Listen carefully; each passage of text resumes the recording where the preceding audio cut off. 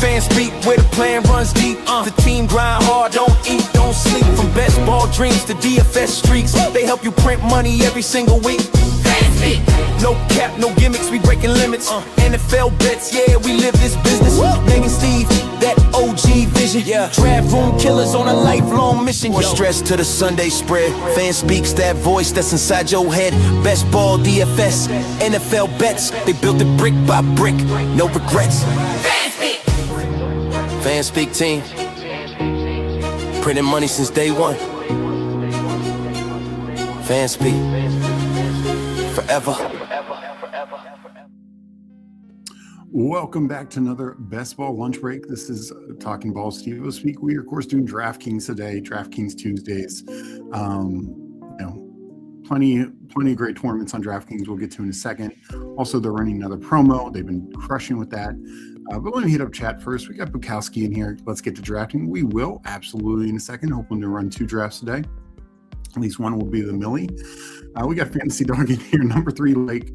Number 2 Chat. Number 1 Fan. I appreciate that, Fantasy Dog. And then Mike Rob, DK Stevo. Yeah. No, it's fun. It's fun to be in the DK streets. Like, it's a different style, different tournament, and different ADPs. And I enjoy doing honestly all formats of Best Ball. But first, let's look at the promo that they're running this week. I think it's called like the Best Ball Iron Man. Best Ball $20 million Iron Man. The way it works is from 2 days ago, Sunday through the 31st, you draft on 5 or more different days. So you could start today and just hit every day and you'd still be good. You get a $25 million, you get a free ticket. So you draft 5, they have to be on 5 different days, you get a free ticket. So it's a pretty good deal. That's essentially 20% off. And I'm going to be doing it. I've already drafted the first 2 days. So I'm going to draft it today. And then I'll just have to do 2 more days over the next 5. But even if you're starting today, you can still get that free ticket. So they've been crushing it with the promotion so far. I don't think I missed anything today, but always good to check because they're always putting new stuff out there. Nothing else today, but always fun to check. So let's get into it. We will start with the Millie, and then for the second draft, we'll probably do another contest. One of their other contests, they've just been releasing a bunch of stuff, and just absolutely keep running through these tutties, which are great. We've been through those before. We've been through, I think, most of these different contests already. So I'll decide what to draft after this one. But let's do the Millie to start here. So I'm going to count this down, enter it, and we will get to drafting. So 30-second clock.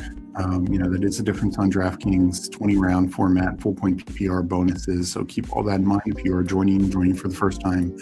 But I'm going to count it down, enter in 10 seconds, and in 10, 9, 8, 7, 6, 5, 4, 3, 2, 1, enter.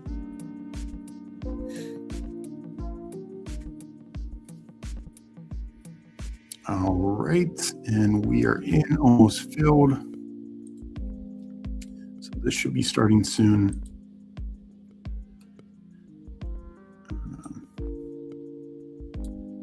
We got Jamie in here. Hi, everyone. Another day, another dollar. Absolutely. Losimo, good to see you. Disbanded in here. Appreciate everyone for joining. And this draft is started. As you can see, I have a lot of slows going. I'm up on the clock but I have time for. So in this one, I am clearly at the back of the draft, or ninth back. We got OMG Godlike in here. I don't recognize any other name off the jump. If somebody else is in here, please let me know.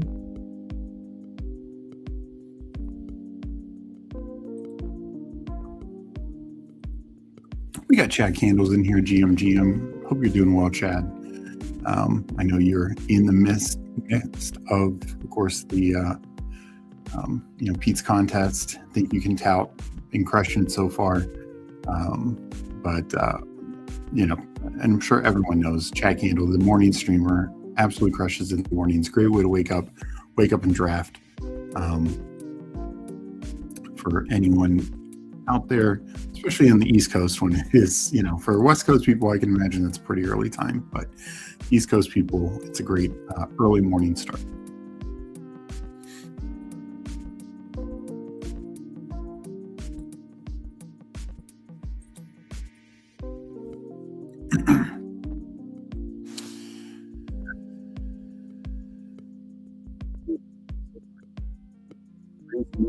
Biggest thing is we continue to get less and less bullish reports about Bucky Irving. I think it was always a concern. What was the quote? He could be ready this summer or this fall.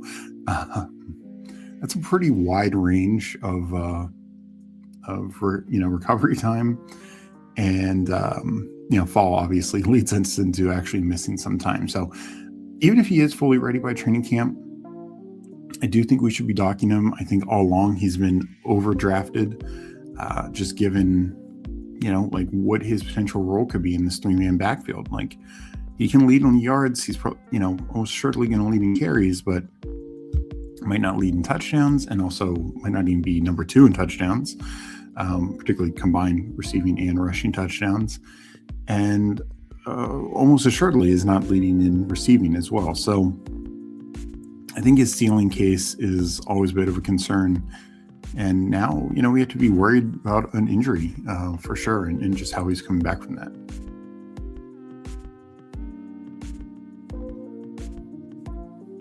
Oh, wow. That is a fun way to get a Bengals-Ravens stack as well. OMG Godlike, why do I keep running in your Giants fan? Change your Browns helmet.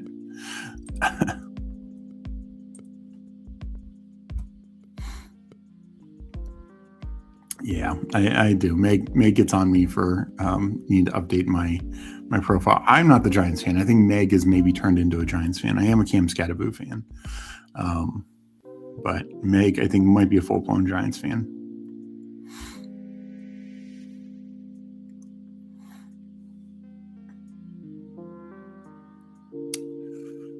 All right. What we got here?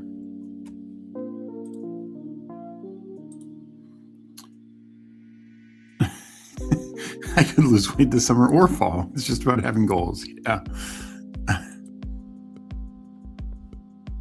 So, especially on a full point PPR site, Amon-Ra feels so good with this spot.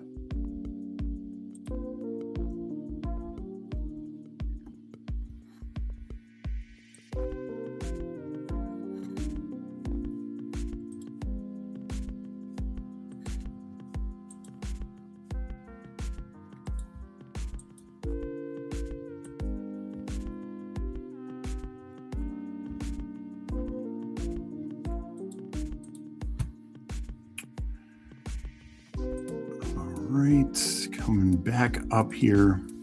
We're about to hit the turn. OMG Godlike goes Genty. Cook goes at 11.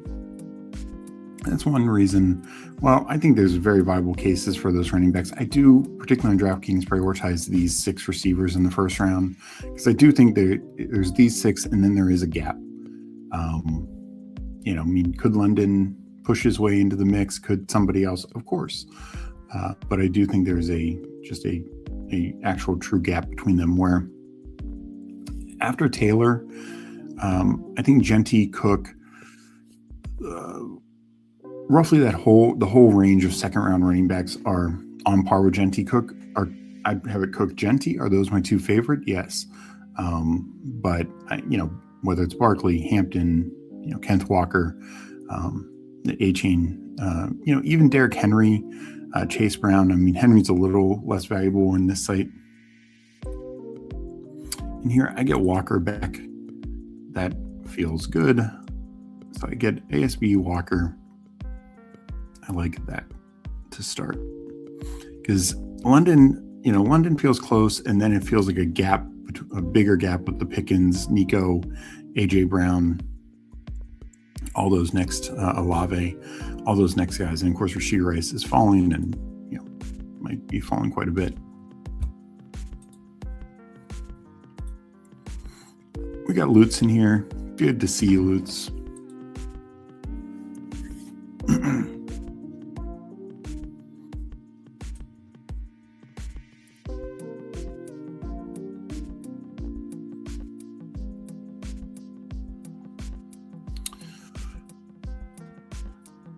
So, we see Bowers here in the mid-second. I actually think Bowers, there is such a real gap with Bowers and the rest of the tight ends in this, in this market, in my opinion. Even, I think the gap between Bowers and McBride is fairly significant on DraftKings. Just when you factor in, like, who could be quarterback at the end of the year, the difference in, we saw Brock Bowers still, he was injured, but still effectively, be a top weapon when healthy with Ashton Genty. We can't say the same thing about Trey McBride, right? Like McBride's targets just massively jumped up when all those running backs went down.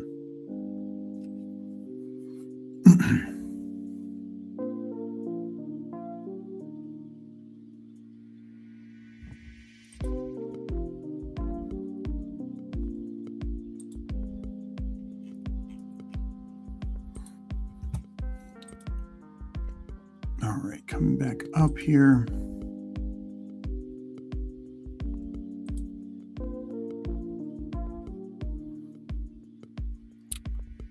Allen in the third round on DraftKings is more rare. A lot of times we see him taken in the second round.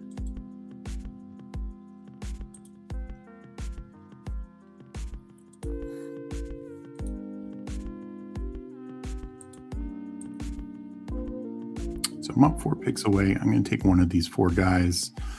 I think all the receivers are good, and obviously Travis Etienne is really good, as well as a dual threat back. I think they just have, it kind of separates from the next group, which is a little bit more flat in my opinion. I love all 3. I think I go AJ Brown. I do think he gets dealt, still most likely to the Patriots. And, I think that could open up a lot more opportunity for him.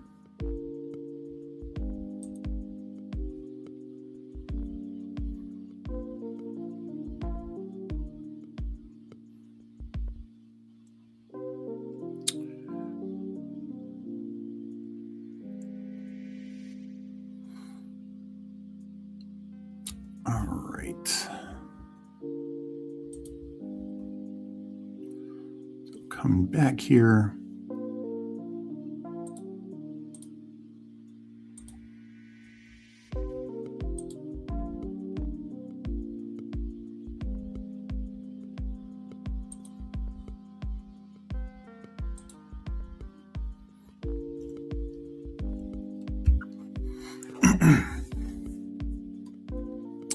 Let OMG Godlike pick before I comment too much. I know.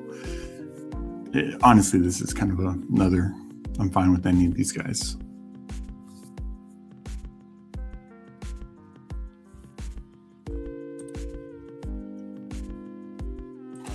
We got Paulino in here. Good to see you. Love the DK centric content. Appreciate that, Paulino. Yeah, at least every Tuesday, I'll be looking to do DraftKings. All right. I think I will go Javonte. I actually was looking through some of my DraftKings teams, and I don't have much Javonte. I think usually I just prefer the receivers here for the full point PPR. But at the same time, Javonte had a fairly decent usage in the passing game last year. It's not a ton of competition on the team. They, gave him a solid 3-year deal. So I just think this offense is so good. We should win pieces of the Dallas offense. Easily can be a top 10, if not top 5. I think that is a strong pick there, and one I just want to get more of. We got Peanut Punch GM. Good to see you.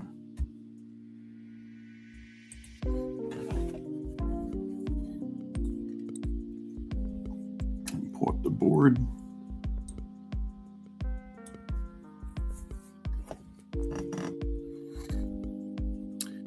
And overall, like, this 4th round and 5th round, and it's the same on other sites, but it just feels really, really strong. And in many ways, I think as a whole, I would choose the 4th round. Like, there's certain players in the 3rd round that I like more, obviously, but as a whole, I would choose the 4th round picks versus the 3rd round picks, to be honest. I just think there's so much upside with some of these guys like McLaurin, DJ Moore, McConkey, Adams. Obviously on this site, DraftKings, like Adams, all these guys are moved up. But I just think overall the upside is there. And honestly, the upside with like Javonte and Scatterboo is, I think honestly higher than Breece Hall. Breece Hall is a great talent, but on just a terrible team. And it's unclear that they're built to run, where you could say the Giants are a bad team, but they are clearly building themselves to run the football, like going through tight end sets, adding a fullback, investing in the offensive line in the 1st round. Like, it very much feels like the Giants are trying to be more of a power running team.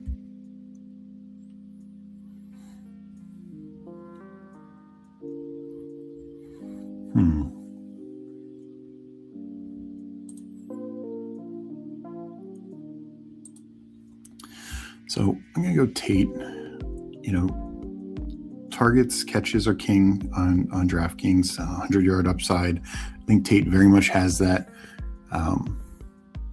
Is it more projection? Of course, but I think Tate goes into a situation where he's going to be the unquestionable number 1, Wan'Dale the number 2, and also Tate does the things that is likely to be the receiver on the team that fills the roles that we like.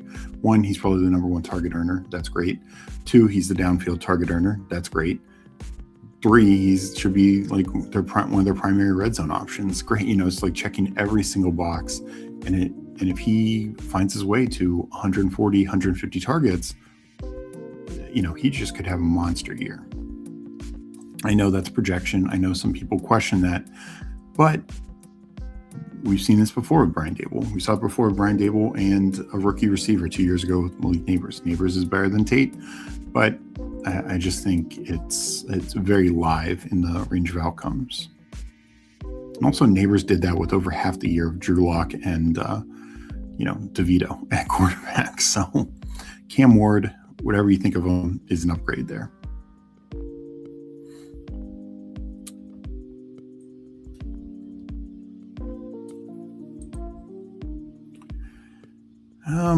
I do question some of Jadarian Price's receiving game work, but again, like half around value there, gain another back feels good. And he ended up in the 1st round for a reason. Clearly the team is going to invest in him or believe in him.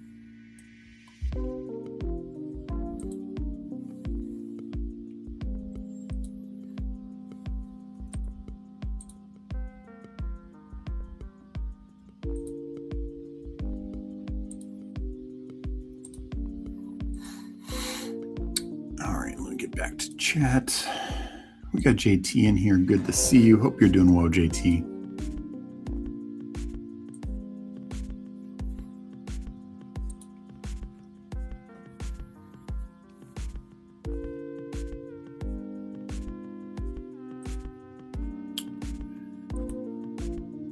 And this is what's interesting here in DK is there's just still the big gap between Allen and Lamar. And Burrow and Daniels go closer, but I feel like as a whole, quarterbacks, the total amount of quarterbacks go earlier. Like you're not going to get, 16th, 17th round Aaron Rodgers or even Tua sometimes doesn't even fall that far. But I think it starts later. The run on quarterbacks to me starts later. You have to really hit that window, and I think it's kind of like more so like 6 through 10, 6 through 11. Good chunk, most of the quarterbacks are going to go, but I think you can wait just slightly more, though we are seeing a little bit of more of a run here. You don't always see, 4 go off in the 6th round, I feel like. That's one of the reasons why, I passed on Lamar here. Love Lamar, he's a great fit. But, I feel like I can pass on him. Same here. Jane Daniels may, especially with A.J. Brown, but just didn't, I'm going to do this at volume enough that I didn't feel like I had to take quarterback.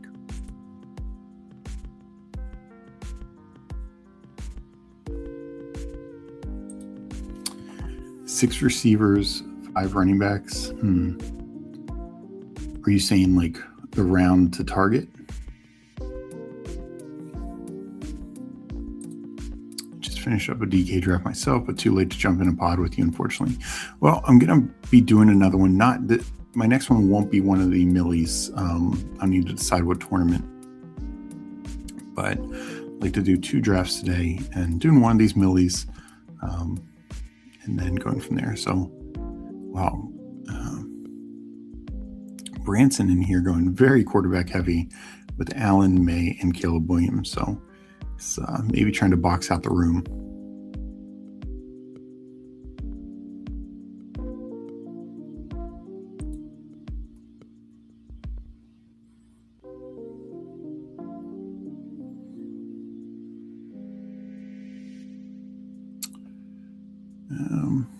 There's quarterback options, running back. I think I might go receiver. Let me take Cortland Sutton.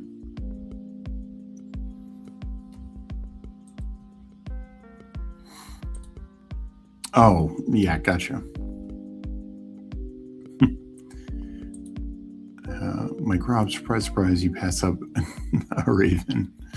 I do really like Lamar, especially because it feels like even generally a bigger discount, because sometimes Allen goes 2nd round.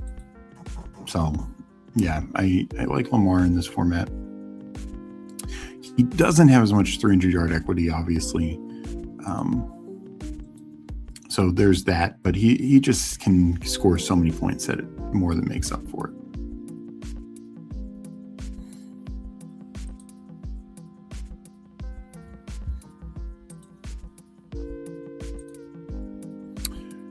Good to see you, Best Ball chosen.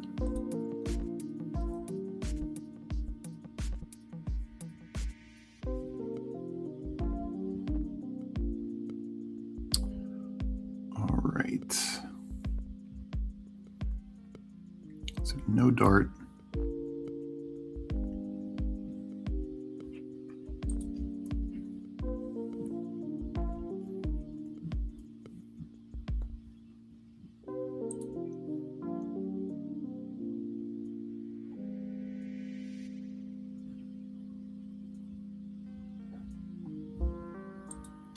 Running back, receiver, there's options. Could go quarterback. I think I will go running back here.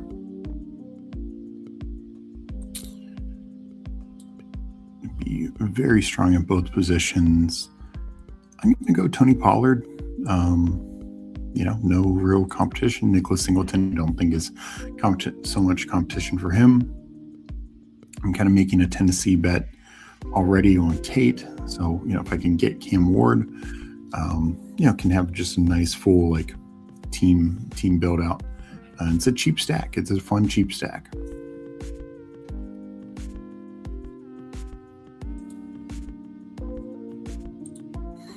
Doing good. Just grinding in these streets every day. Enjoying all the contests that all the sites are releasing. So it's going well.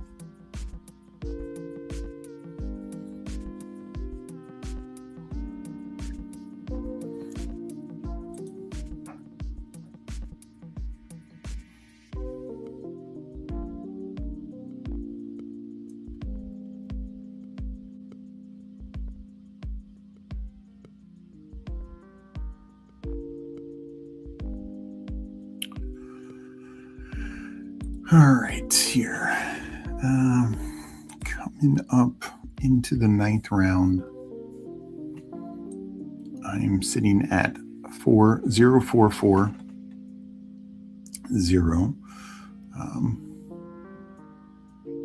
OMG Godlike is 2321. Again, don't think anyone else is in this draft. As you mentioned, somebody does have 6 receivers. Somebody does have 5 running backs. Yeah, the 5 running backs start. Honestly, both are interesting. But the 5 running backs start with also having Neighbors as the lone receiver. That feels tough. Especially if Neighbors is not ready. Like, I think it's a tougher build to begin with on DK. Don't mind the 4. Like, if you had a receiver here in the 3rd and then a receiver in the 6th, I think you'd probably be fine. And having the 4 other running backs. But the 5 and your lone receiver is Neighbors. Just not sure you're going to get the points you're hoping for from the receiver position at that point.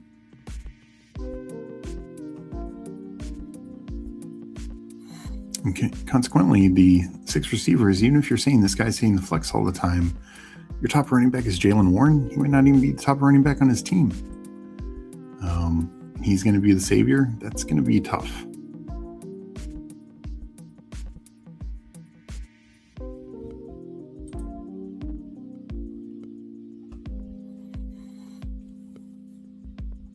I was really hoping Jared Goff would come back to me. That did not occur. Brock Purdy, I don't have San Francisco, but that, I could just take him.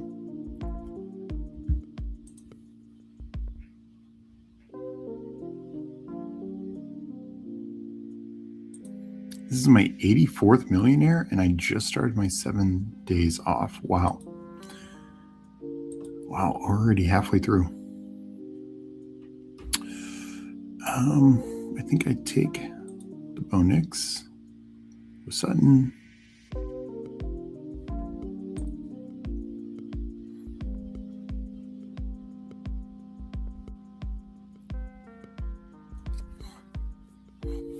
So, like we talked about before, like pass catching backs can have more play on DraftKings. Now, is Jaylen Warren a pass catching back is very much the fair question, considering Rico Dowdle has as many catches over the last 2 years as Jaylen Warren does. But still, I think he's an okay, back for this format. I think Kenneth Gainwell definitely is, particularly with the Bucky news. But I think you do need a bit more. I mean, we'll see if he just keeps firing running backs at this point, and I think that's the way to go. Since you took your receiver so early, maybe you can catch up, salvage it, and get enough points from the position. And obviously, you're building it that it's not really attempting to hit your flex. But I think that can be tough, just because many of us are going to have just far better running back scores.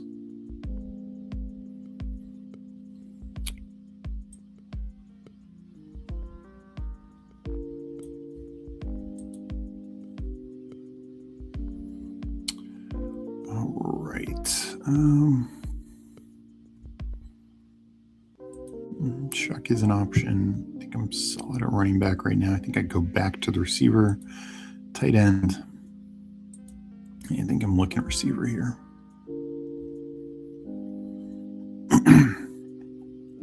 And I do like Jacoby Myers. It's a bit of a crowded room, but but still they paid this guy. This offense can be great. I think pick 100 on a full point PPR site for a slot, a guy who can operate out of the slot. Feels pretty good. I think the Jags, unfortunately, are going to be a receiver team. Like, they're going to be terrible for managed leagues. Any week it could be a different guy. But for best ball, at the right price, I think there's, some more value here.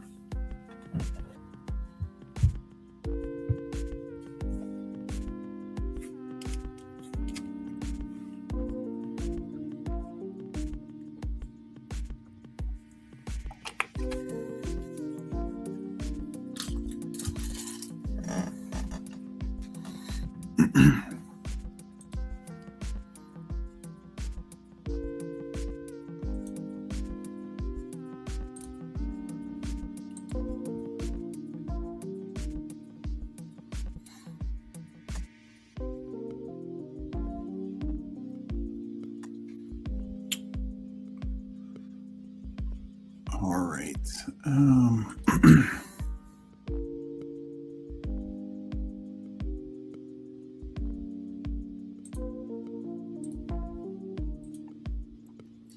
Coming in to the end of the 10th round, so getting to the second half of the draft. And I'm sitting at 145, and OMG Godlike is at 2431.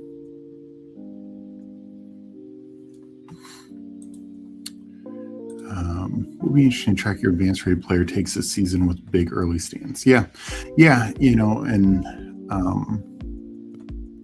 like I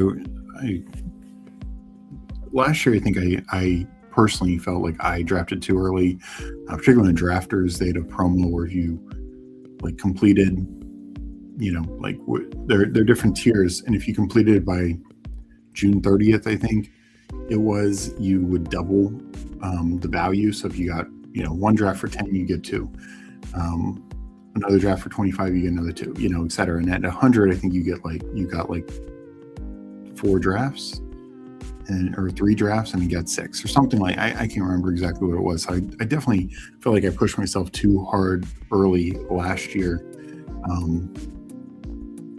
And so this year, for these, particularly these, the ones that will be open all along, I do want to pace myself a little bit more. I definitely feel like I think I made some mistakes by drafting too early, but at the same time, we've seen before, winners, top winners come from all months, all times of the year.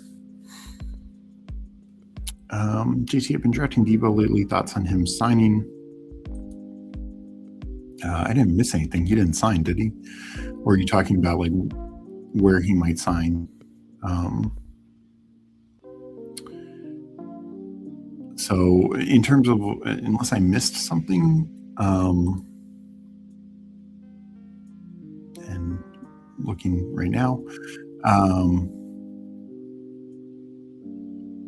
don't see anything, but I think there's still a lot of opportunities out there where he could be a really good 2 or a good 3. Where he's going now in drafts, even if he goes to a 3, like a clear number 3 role, let's say the Rams, I just don't think that. I think he's fine. He can still return value, completely return value where he's at, and I just can't believe that he won't sign anywhere. So that to me would be the biggest shock. So yeah, I'm just going to keep rolling with him.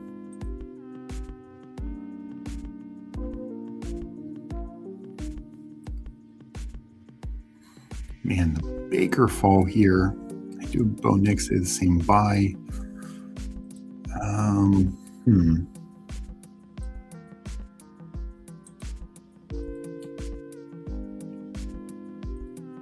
I think I get my tight end. I'm going to go Goddard here.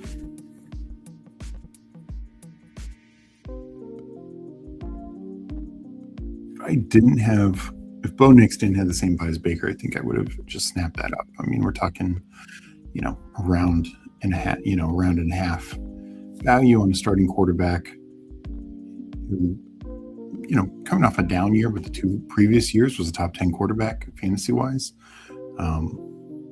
is very interesting.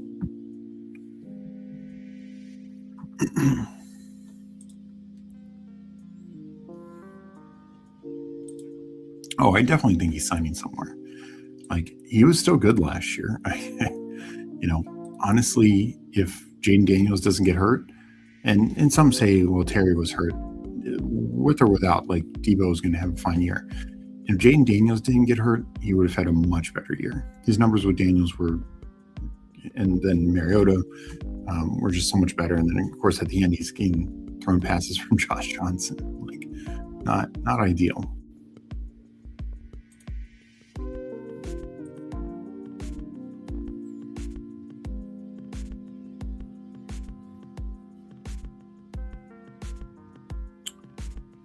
All right, we will take Cam Ward. I think he would get back to me. Obviously, build out something there with Tate and Pollard.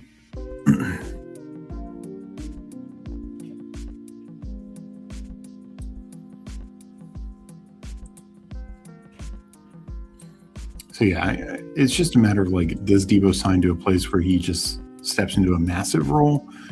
Yeah, like, I don't think it's going to happen, but he could go to Miami and get 140 targets. Like he would easily be the top guy. There's plenty of other places where he'd be a clear number 2. Like, now, I don't think this is the most likely, but if the Ravens come calling, like right now, the Ravens have Zay Flowers and then a bunch of,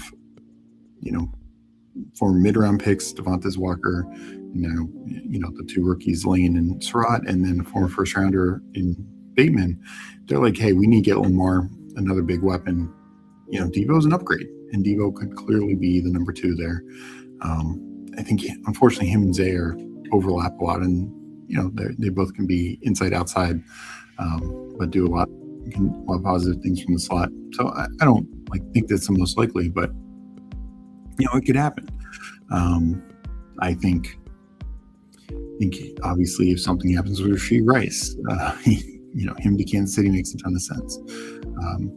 And I also think, keep in mind, like, there's just a lot of teams out there that run a system, the Shanahan-McVay system, the system that Debo can thrive in 1,000%. So if an injury occurs somewhere and he comes, gets more of an opportunity, or you just have a team who says, yeah, we're gonna take a bet on him, I think he can fit into a lot of areas pretty well.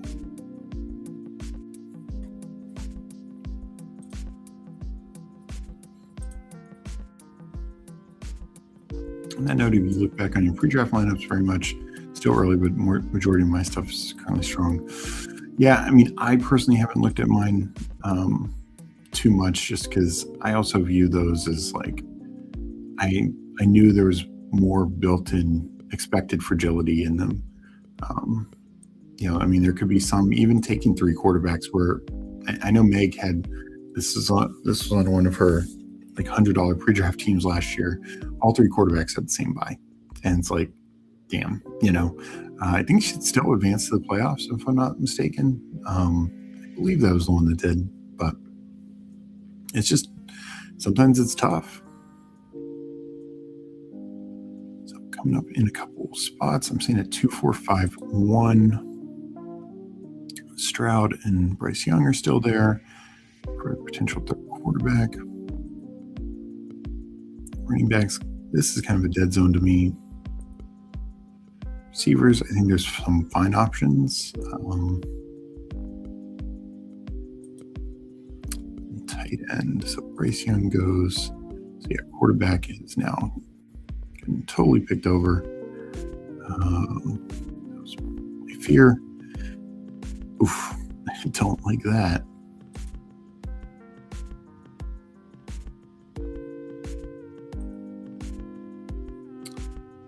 Take my guy, Jalen Naylor.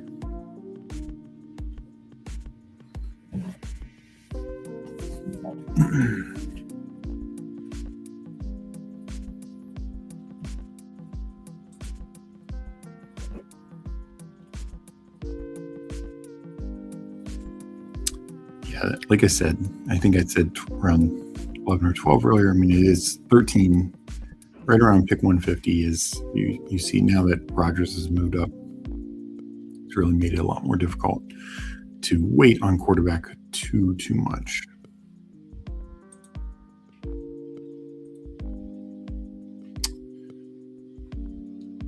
Yeah, I mean, and that's the thing that, a lot of those rookies, I was just kind of taking 2 to 4% on. Some I was definitely right on, some I was wrong. Now, obviously, there's others that I was more in on, like the Surratts and Jaron Bernards, and I think honestly both could still pan out. But some of those running backs, it's harder to worry too much about ADP there, just because we see it every year. 6th, 7th round running back still can be very effective. It's more opportunity. All right, here, I think I go Chig, get a second tight end I feel decent about.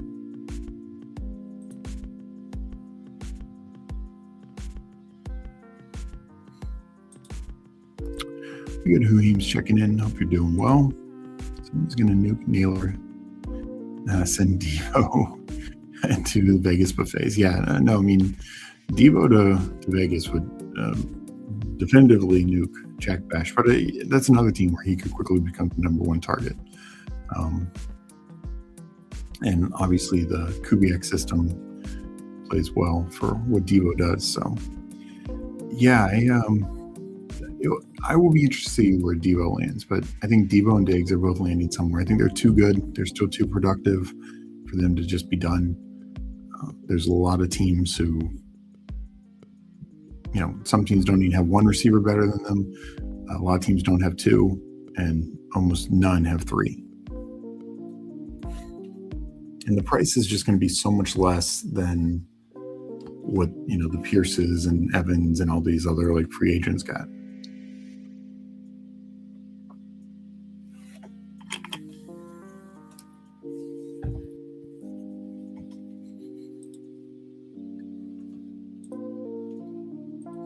We got Peppertoni in here. Sup, pups? Hope you're doing well.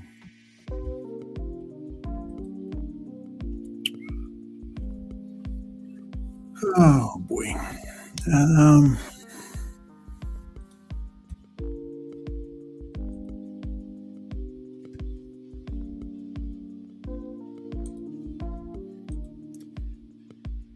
I still like getting a third quarterback, but it is shall we say. I was wondering if Mendoza would make it back to me. He did not. So I think I maybe go to the running back side of things. I like at least the DraftKings says Brandon Ayuk out, because that is the appropriate thing. Like, people who are drafting him, expecting him to be playing, it's a good thing. It's honestly a good thing for casuals to see that.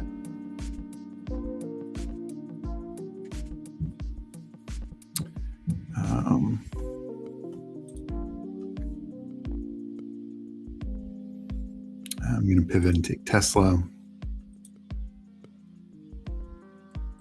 Running backs, I wanted Brian Robinson and Sampson both went off the board. Was hoping to get to one of them.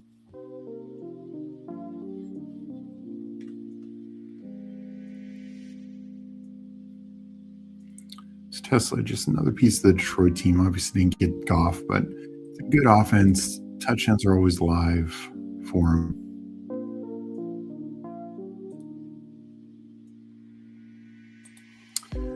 Good Hallion in here. I read drafts coming today so far. This is my first fast of the day. Doing a DraftKings today. Do another DraftKings right after that. But going well. Have plenty of slows going on all the different sites. So catching up on those this morning, and will after I stream. As you can see, I have a bunch here on DraftKings. alone to catch up on.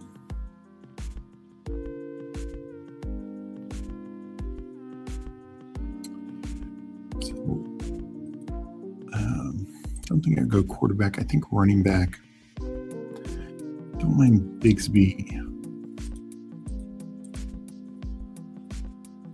or one of these rookies. With how I'm built, I go. Just take the handcuff to Kenneth Walker here. I've done this a couple of times. I think it makes sense. You know, the difference in price. I do believe the Chiefs offense, particularly with Eric Bieniemy, particularly with Mahomes not running more. I think they want to run the ball more, be a bit more balanced, involve their backs out of the backfield more. That's why they're look at who they drafted, Kenneth Walker or signed Kenneth Walker, draft Emma Johnson. I think Emma Johnson is a clear handcuff guy, plus might be the true number 2 as well. So I think there could be some standalone value, but if anything happens to Walker, I think he could step into a pretty nice role. I just don't see Rashard Smith or Dean Ricardo having any sort of major role if Kenneth Walker misses time.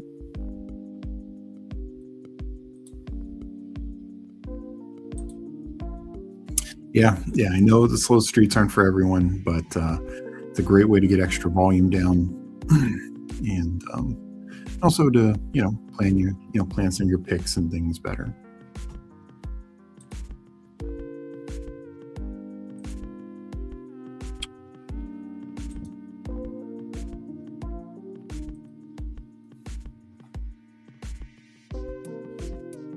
Go to the board. The other thing you'll find on DraftKings is a lot of people, hit that plane, hit that auto early, whether intentionally or not. So one of the reasons why you can get some very interesting structures.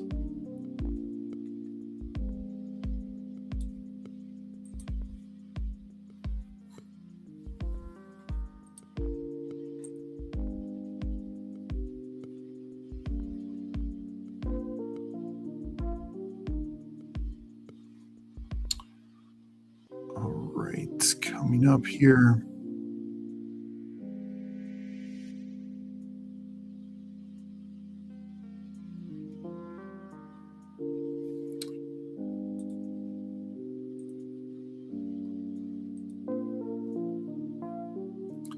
Got 2 picks away. Running back. I didn't think he'd fall back. I'll take Katron Allen, be done at running back. Likely doing 1 quarterback, 1 receiver, 1 tight end. We'll see if I find a third quarterback to like. Not much left out there. We'll see. And tight end wise, it's gotten pretty thin here also, so might be throwing just extra guys at receiver.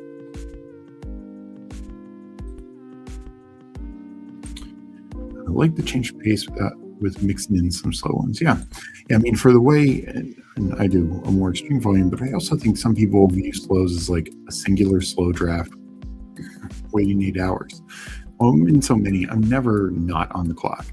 And I'm not necessarily suggesting that for everyone, but if you're in 10 or 20, like you'll quickly see like you're not, just waiting for days for the next pick. You might for a singular draft or 2 drafts, but if you're in 10, 20, 30, whatever, you'll always have picks every day. And sometimes, depending on how many drafts you're in, you'll have picks all the time. For me, it's not like I sit there and, I'm up on the clock, I make a pick right away. Like, as you see, like 4 hours left, 5 hours left, 5 hours, these are like the overnight stuff. So it just depends. So I will take Tua here just to get a third starter. Don't really have Atlanta built in to the team, but I would rather have a starter than not.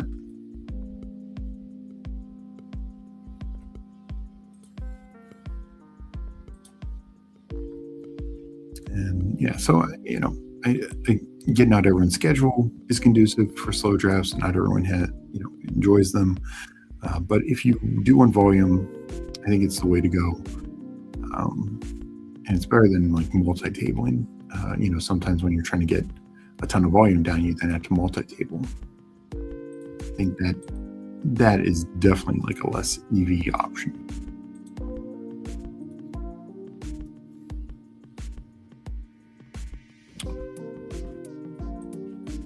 Right, coming up here.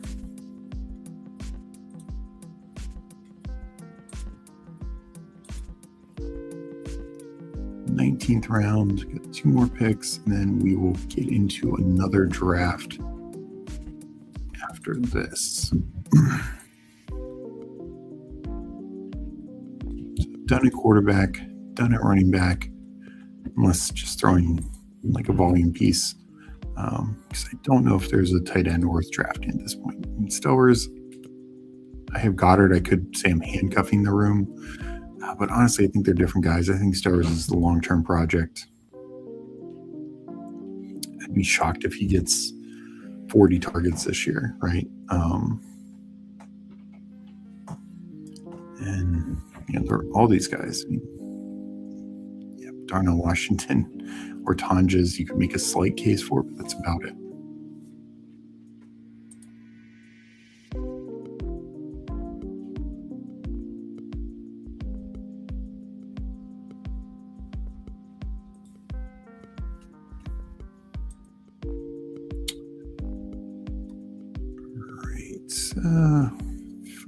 Four picks away. There are a couple of running backs like I do like Ollie Gordon. He goes, so never mind there. I think George Holani still has some interest. I do a price, so it would be a bit of a handcuff to that situation.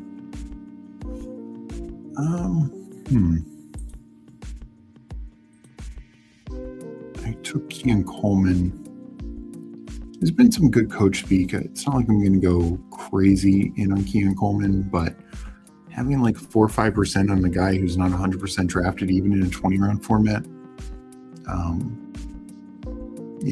who's plays on a great offense, has former high draft capital. It's honestly, DJ Moore is, kind of locked into the one. I think Shakir's kind of locked into his role in slot. Coleman will play a little slot, but it's kind of Coleman and Josh Palmer and, Skylar Bell, who's actually more of a slot himself. Like, I just think Coleman has a path to a role. It's not necessarily great, but worth taking some shots on.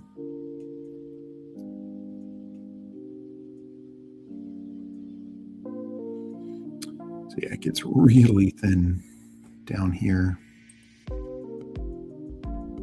Still like Jalen Noel.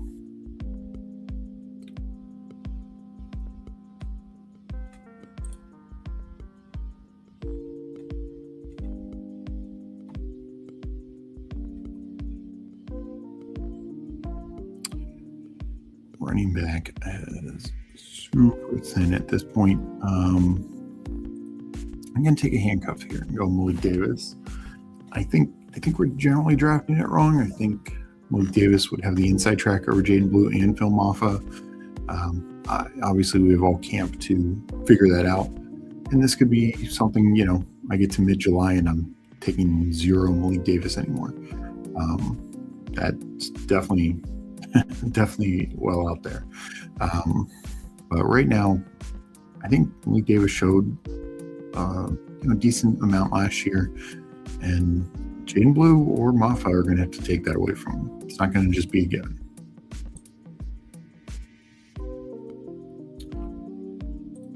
I like Penix. I don't know why they wouldn't stick with him when he's recovered. Yeah. I mean, and I actually considered, go to the board here.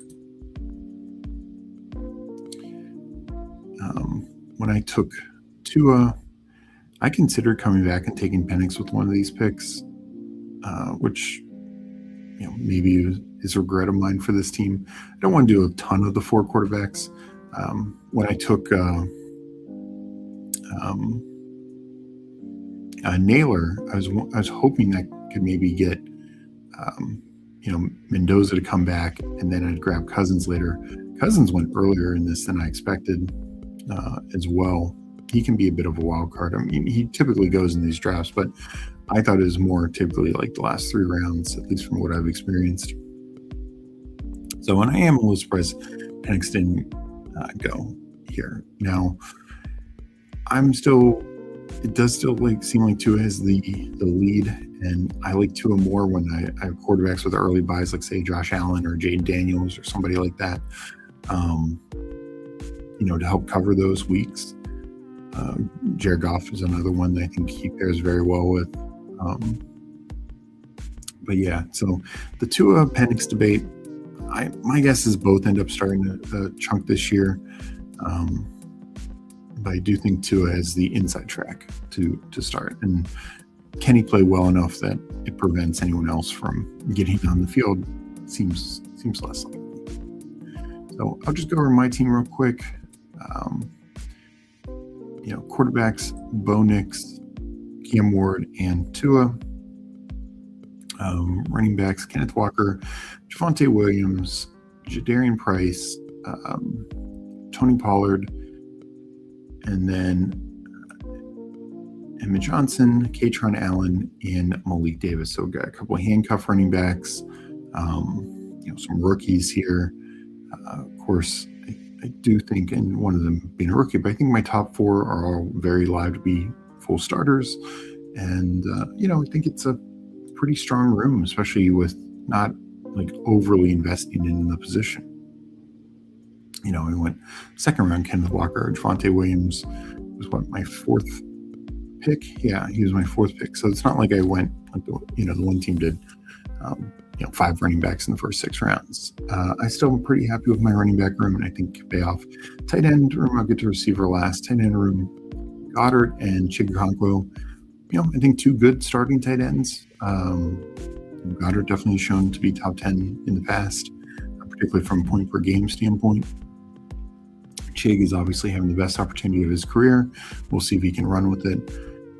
I would like to have had a third tight end, but I just don't like paying it, for your options in the 19th, 20th round. They could just be stone zeros. So I'm not going to take them too often if I haven't got my 3rd tight end by then.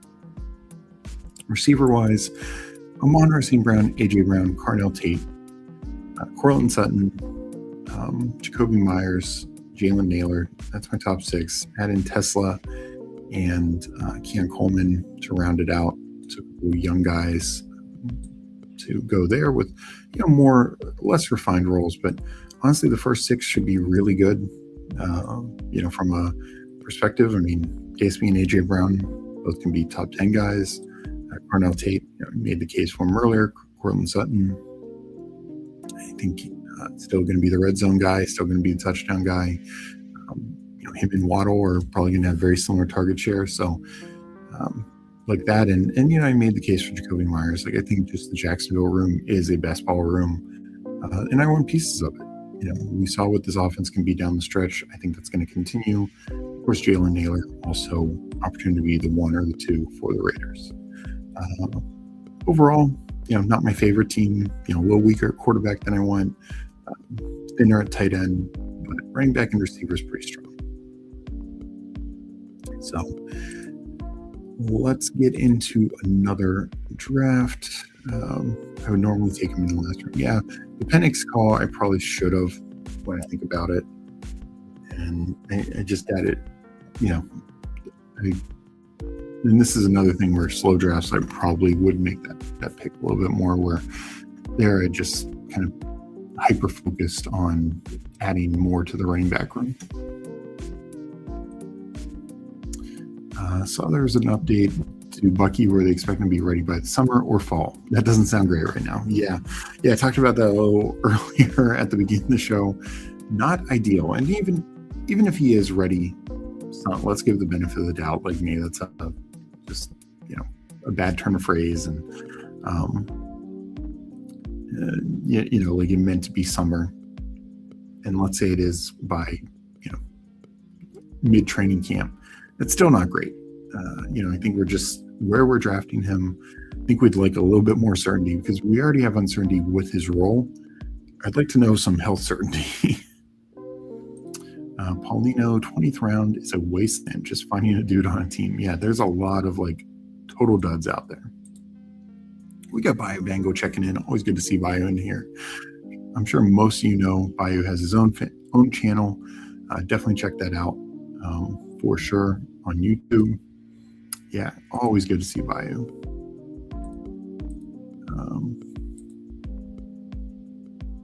It is summer. Yeah. For many people, after Memorial Day is the start of summer. Absolutely just at work. Yeah, well, good luck to work. Appreciate you for jumping in the stream.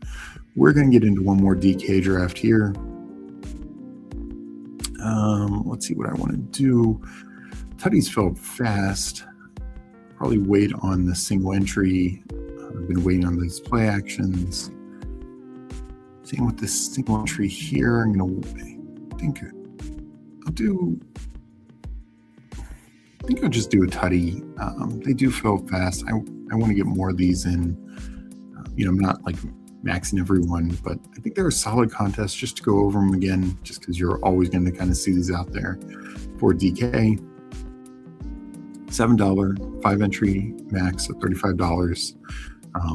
Of course, 2 of 12 in the first round, 2 of 12 in the second round, 1 of 10, 14-person final. First, let's look at the final. 5K up top, $35 to max. Even if you were maxing everyone, which I have not done, but even if you were, you're obviously you hit one of these and you are just massively profiting. And so 14 people max, 6 people over 1,000, min prize 500. I would have to imagine, unless they do 20 of these tutties, which they might. They're on a pretty good pace right now, but you get to one finals team, you're going to pay for every single one of them if you've maxed the whole way through. And the other thing I like with it is slightly more profit to in round 2, just for, of course, being there for a single entry. And then round 3, you make it to round 3 and you've gotten your money back for a single tournament. And then, of course, if you are the top team, you really profit. So I like how it's formatted. It's a nice, simple, not trying to chase a massive prize pool or anything. Just keep it simple. Just keep firing these away. I think it works. I guess I should probably do the Tutty 5 instead of the Tutty 6. So we will enter this here. And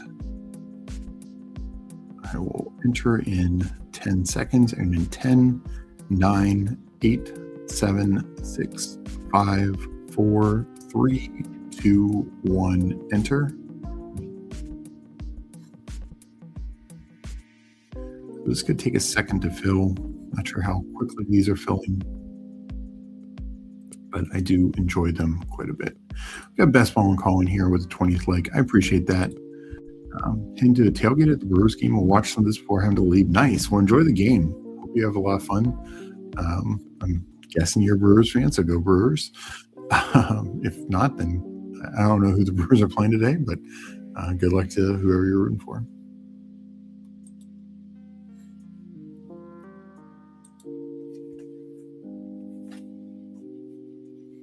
So still waiting on 4, but obviously got a couple of people in here.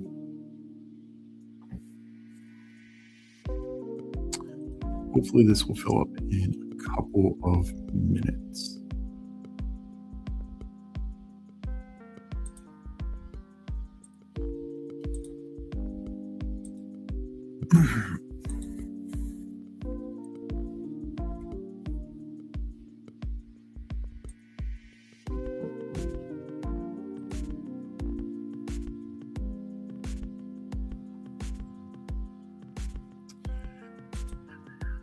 while we wait to fill that up, no other big news today. I mean, there's, in the camp stuff like Lamar and camp and a few other things, but I think for the most part,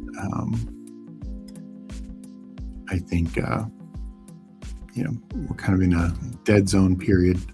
Next week, when we get the June 1st stuff, I think we start, might not be right on June 1st, but I think we are going to start to see a resolution for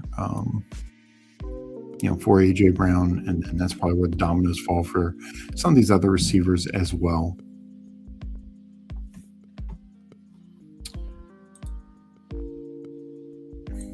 We got UFC Jaguar GM. Hope you're doing well. If you build it, they will come. Yeah, let's hope we can fill this thing up. Good to see you, UFC Jaguar. I'm doing a DraftKings Tutty 5 right now. Refresh. Sometimes it lags a second. So need 2 more. We are almost there.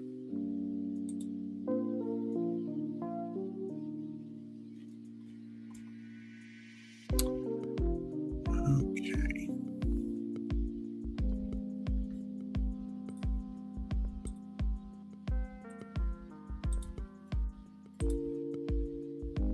Try refreshing one more time. Maybe. Nope. Still 2.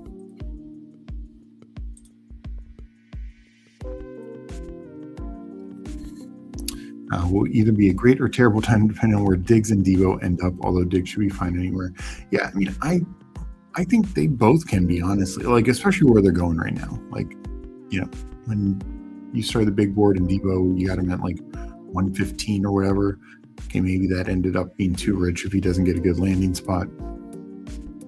But where he's going now, I mean, it's almost landing spot proof.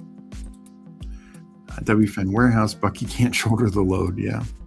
So we did fill this up. I got the second pick. Let's see. We got UFC Jaguar in here.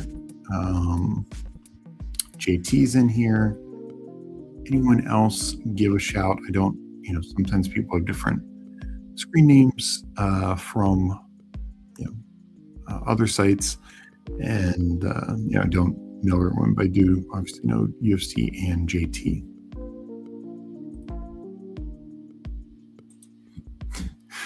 that would be wild if they both did go there.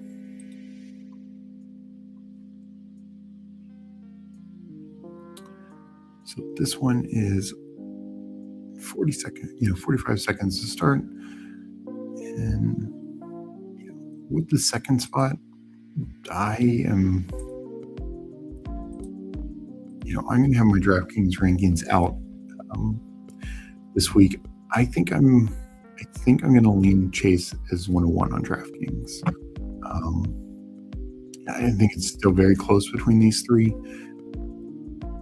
but the 100-yard bonus upside, the offensive nature upside, just the Bengals should be 35 to 40 passing touchdowns.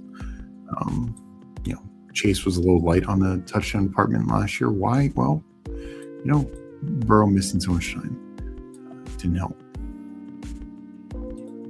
But his targets are really insane. I just don't think people are giving enough credence to what Jamar Chase does from target perspective. He missed a game last year, led the NFL in targets, 185 targets. The year before, he had 175. It's just, you can't get that kind of target share and high level of targets, just about anywhere else.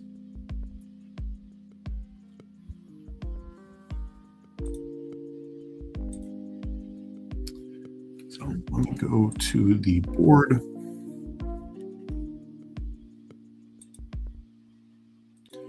We got Aiden in here. Hello. We got Hartman, GM. ETR thinks Puka. Yeah, I don't get it. I've said it before, like, everything had to go Puka's way for him to be wide receiver 1. everything went against Chase, and he still was wide receiver 3, wide receiver 2, wide receiver 3, whatever he ended up. It's just, Stafford having not just a great year, but a true like outlier career year. Devontae Adams getting hurt down the stretch. Puka's just not putting up the numbers that he did without those things occurring. And on the flip side, like Higgins only missed 1 game. Devontae Adams missed 3.5 games. That's a big difference between the two.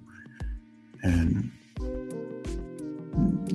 I just don't know if Puka is going to, especially if Stafford's touchdowns come down. Like, sure, if Stafford throws 46 touchdowns again, can Puka get 10 plus touchdowns? Yeah, sure. But if he doesn't, I don't think, Puka is not the number 1 option in the red zone. That's going to be Devontae Adams. I don't know if he's the number 2. That could be Colby Parkinson. I know it was down the stretch, but that's because there's no Devontae Adams. And, adding all these tight ends and all this kind of stuff. And of course, they're running backs. I just think it's just a lower projection. Stafford led the league in yards and led the league in touchdowns. Odds are he doesn't do either one of those things. And particularly touchdowns could go down by a lot. Like, he could still have a very good year and lose 10 passing touchdowns. That's got to impact Puka.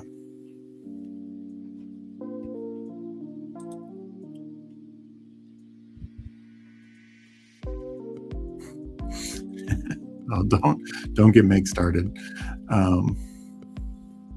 It did, but Adams wasn't 100%. It was clear Adams was not 100% down the stretch.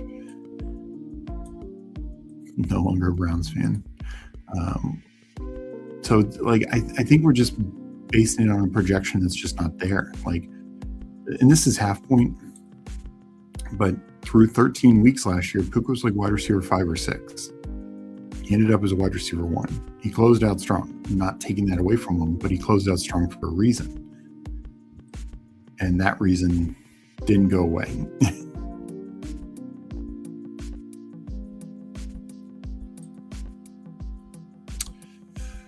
I think I go Nico and we'll see what gets to me from the turn here.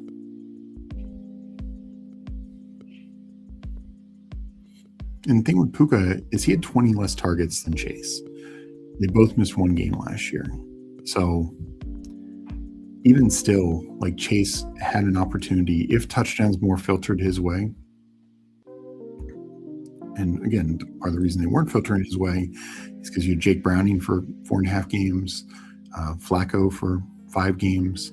And, Flacco's better than Browning, but Flacco's not Joe Burrow. That's what I mean about, if Stafford comes back to earth some, what does that mean for Puka?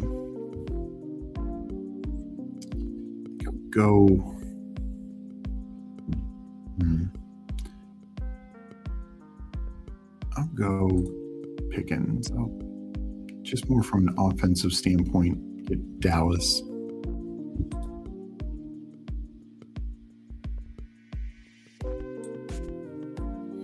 Yeah, this is where I'm at, Hartman. And it's just even if Puka were to miss significant time, but Stafford's touchdowns come down to 30, which was much more in line with his career arc with the Rams. I think Puka can still be a top 5 receiver, definitely top 10, but much more likely to be 5 than 1. And that's even if Adams misses significant time. And it's not like Puka's been the picture of health. He's missed time every single year. Rumors heating up with Diggs to the Rams. I mean, I've seen that. Oh, again, who would it hurt the most? When it hurt Puka? Puka's the inside-outside guy. Adams is the outside, more X red zone guy. His role I think is less threatened by Diggs or Debo or Keenan Allen or any of these guys. Like, if it's hurting anyone, it's got to hurt Puka. Now, I will say Sean McVay has been the king of utilizing like similar type of receivers and getting the most out of them. You know, we saw it with the Robert Woods and Cooper Kupp overlap, and of course Kupp and Puka. You know, these guys are very similar types. So I'm not too worried, but I'm saying any target, from a role standpoint, they're more competing for the same area of targets. You know, just be like if one of them go to Kansas City, like they're competing more with Rice than they are Worthy.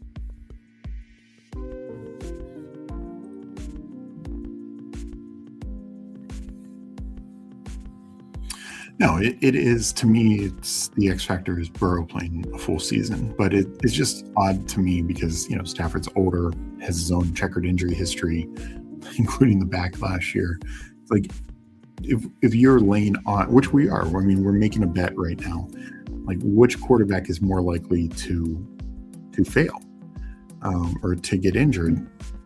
I think you'd have, I think it's like a dead heat at worst for the Burrow side of it. And if anything, you might say Stafford has more concern.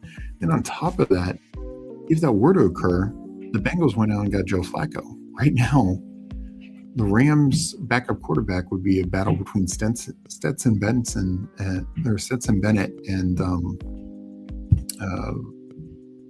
what's his name? Can't think of his name right now. The rookie from Alabama. And it's just, I'm just not going to. All I can think in my head is JJ McCarthy, just because I structurally think they're very similar type quarterbacks. But Ty Simpson. I just, you know, the risk. Then I would want the guy with Flacco than the guy with Bennett or Ty Simpson. Now they could maybe re-sign Jimmy Garoppolo, and maybe that changes the narrative a little bit. Whatever. But you know, I do think from, like, if we're saying we're betting on risk, you know, the risk for injury is as high or greater with Stafford versus Burrow. And I do think the injury risk on all of them is, you know, both of them is significant. And another guy just took George Pickens. I mean, Dak's healthy, he's great. When he's not, his weapons take quite the hit. Let's go Terry McLaurin. We're gonna have this as more of not a true zero RB, but let's get a very strong 4 different buys, 4 different receivers. Pickens not the true one, but Williams and I have talked about this before. Like, he's more of a one than a lot of guys.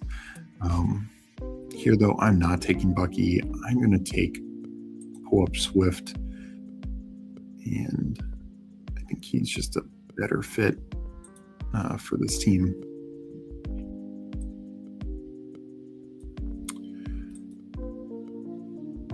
So, yeah, the whole quarterback getting injured, like that's the one concern with some of these very strong passing offenses is they're strong for a reason. They have good quarterbacks. If the quarterback goes down, we see them take a hit. We've seen it with Dallas. We've seen it with Bengals. We've seen it honestly in the past with the Rams, right? When Stafford's missed time. So that's the risk we take for sure. Hope Parkinson shot out 20%. That's what I had pre-draft, that's for sure. Take my chances with Simpson instead of Jimmy G. Yeah, Rams might be doing that as well. I would still like to have the veteran in the room, because I think that's one of the best things that the Vikings are doing is bringing in Carson Wentz, maybe JJ McCarthy, maybe it all clicks, right? And he's just a much better quarterback going forward. But if something happens to Kyler, I like knowing at least Carson Wentz is in the building as well.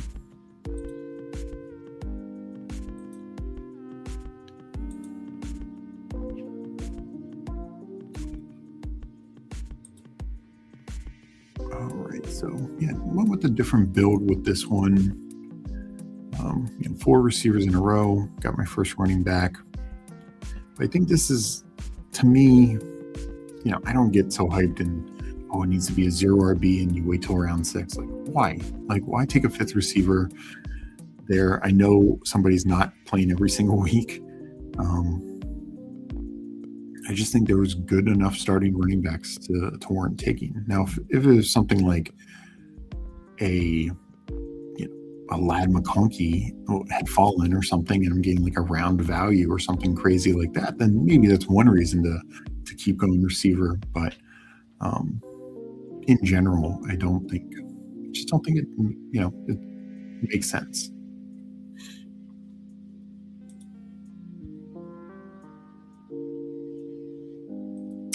Yeah, no, I agree. Get my 4 receivers, and then I'm going, I'll tack on, guys late, guys, the Flournoys, the Teslas, the whoever else, maybe a Debo just because he falls.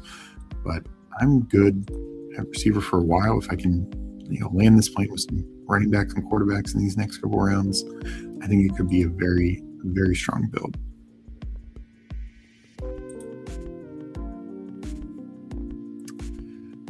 Love RJ Harvey, probably not going that route. Would love Jaden Daniels. The one tough thing with Chase is, bro, I never seems to come back now. So I'll take Jaden Daniels there. Let's look at running back.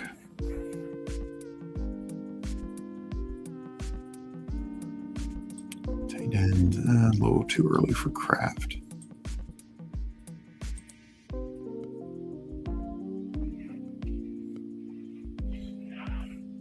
RJ Harvey, I like better on DraftKings because I do think his path to success is, receiving on this team, on a team with Dobbins and Coleman. I just still don't totally love it. I think I'd take Dak here. Can I tack on a 3rd quarterback late? Sure, but Daniels and Dak stacked up. It's not too bad.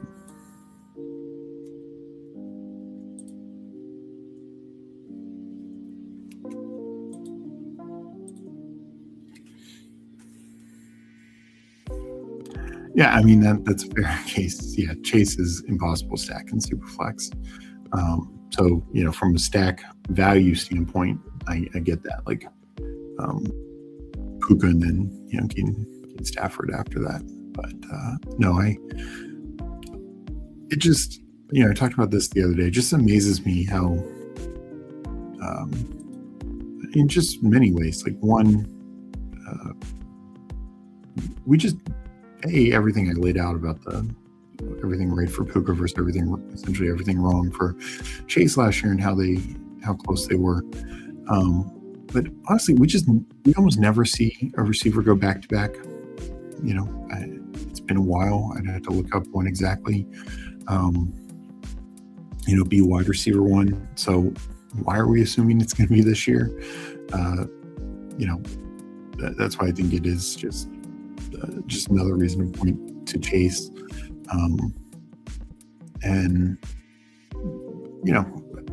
I also think there is a better case for, I know a lot of people are down on JSN and saying that efficiency can't stay. Maybe. I mean, I just don't know. I think that his target share may not be as sticky. I think he can be a very efficient receiver, and I think they just throw the ball more. I think Justin Jefferson, just talking about the Vikings,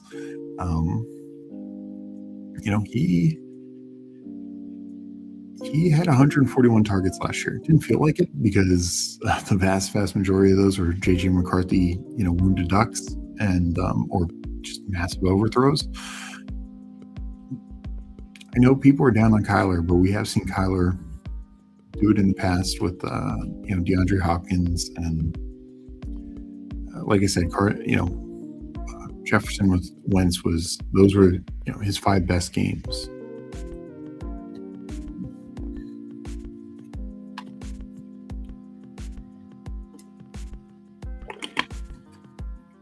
And then who knows? Maybe we finally get a Monra above wide receiver 3 this year. His consistency of 3 years in a row is pretty insane.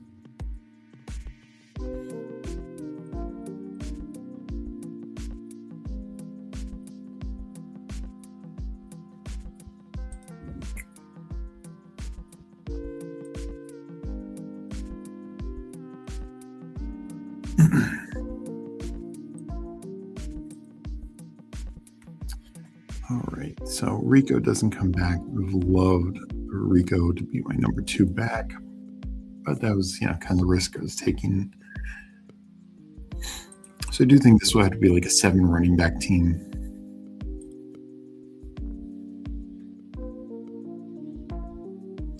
I'm going to pull up Gainwell.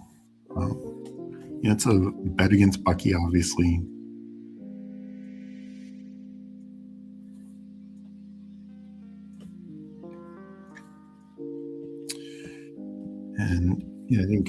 And if Corm comes back to me, I'll take him. But even Gainwell over Dobbins, it's and this is full point PPR. Like if it was half point PPR, I think Dobbins is the guy there. I would take him.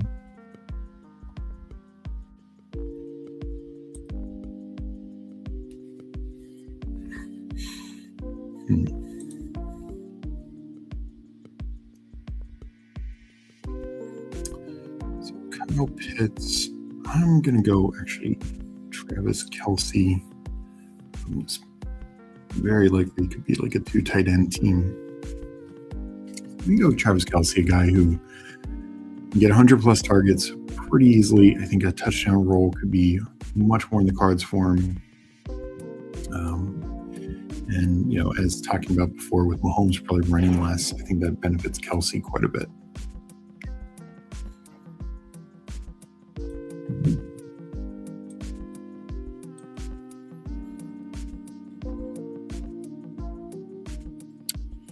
It doesn't hurt, I think Eric Bieniemy coming back could help Kelce as well. Like his best years were, with Bieniemy, these last couple of years have been a little off.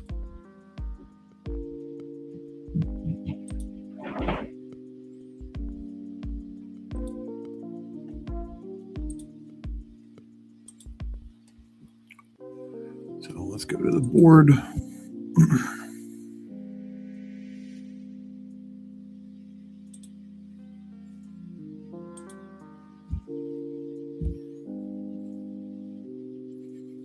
And I know Meg won't like to hear this. I just can't take Kittle in the top 100.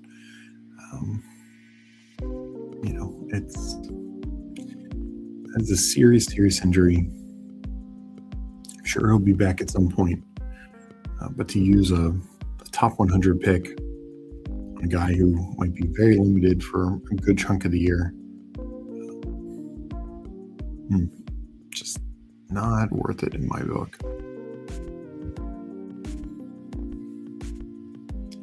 Definitely don't see myself having much Kittle in DraftKings.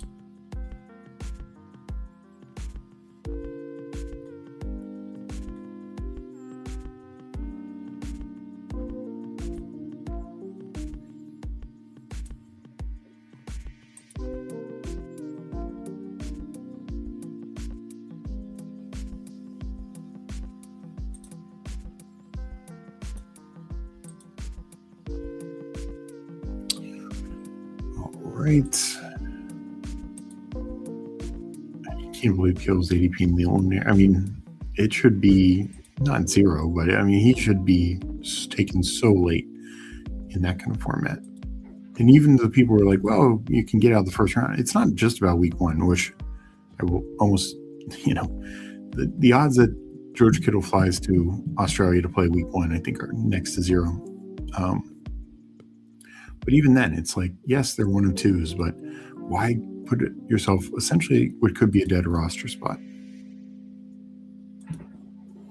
The fact that Brandon Ayuk and Tyreek Hill and, Chris Bell, the rookie, these guys do not deserve much consideration in Eliminator. And, Bucky, the report that we saw today, not ideal our eliminator format.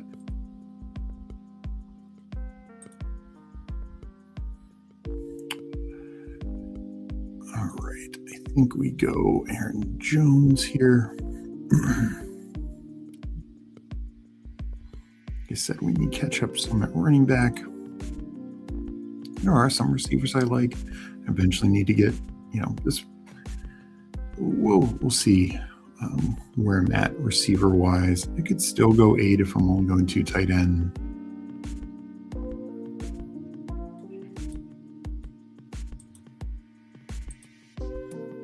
But there are some running backs here I could grab. This does become a bit of a tier break. Charbonnet is another one. Like, why does he have any sort of eliminator? Like, just should be totally out the window. Rashard White, I like him a little bit above Mason to begin with. And of course with Jaden Daniels, that feels good. So my running backs now: Swift, Gainwell, Aaron Jones, Rashard White. I mean, are we anywhere near the top of the running back ranks? No, probably not. But I do think it can be a competitive running back room now. I'm seeing at a 2-4-4-1, and we are looking at UC Jaguar with a 2-4-4-0 and JT with a 1-4-4-1. So they're about to make their picks in this 11th round.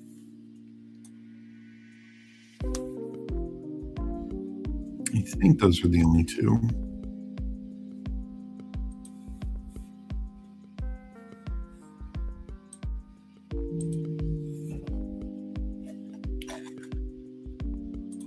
Yeah, I mean, Jordan Mason, I still think on like a half point, said like underdog, he could have a touchdown roll. He had 6 last year. I mean, could he have like 8 or 10, on the upside case? Sure. But no passing work, just not much else to get excited about from him. It's a tough one. Like I really thought Minnesota could be looking to upgrade at running back this offseason. They didn't. They just kind of got Aaron Jones, had another one, and then kind of ran with it. But yeah, for DraftKings, I'm just not really in on Jordan Mason. Good, Sam checking in. Good. You doing another one after? No, I just did 2. I just did the Millie and then this Tutty. So I think I'm gonna be done with these 2 today. I'll be back tomorrow. I'll be back in the underdog side of things. But going forward, if there's more people looking for DraftKings content, I'm happy to add more to it. So I appreciate everyone for being in here, chatting, those who entered the drafts, etc. But I do want to do more because I think all formats have their strengths and weaknesses for sure. And I like attacking the market, in different ways.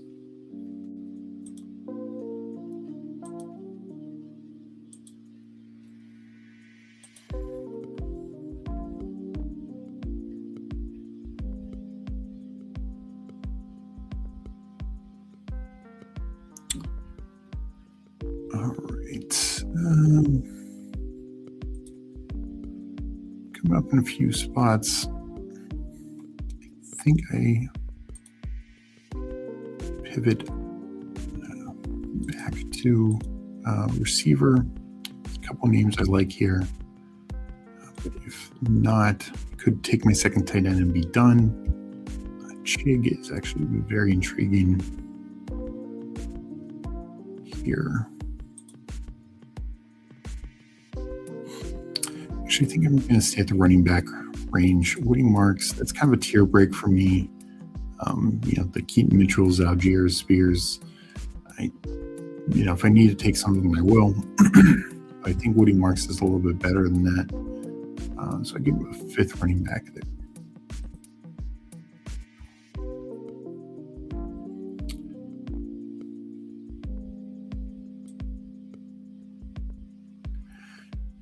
And I do want to get back to the receiver market. So I think I will try and grab one of these guys.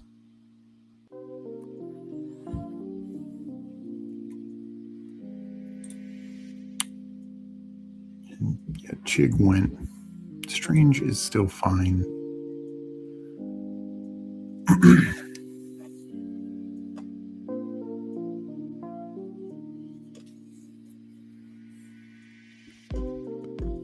It's hoping for Shahid. I think I will just take Strange and be done at tight end.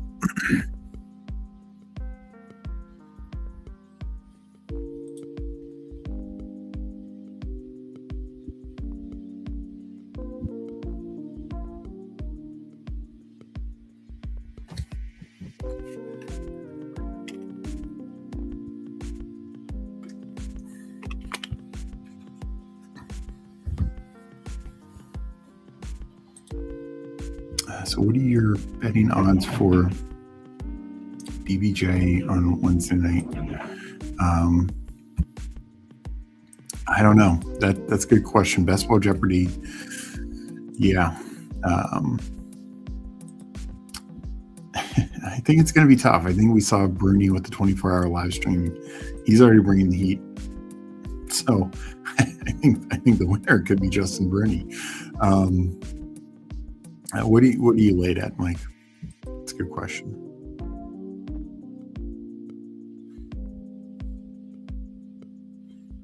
So 2-5-4-2 right now.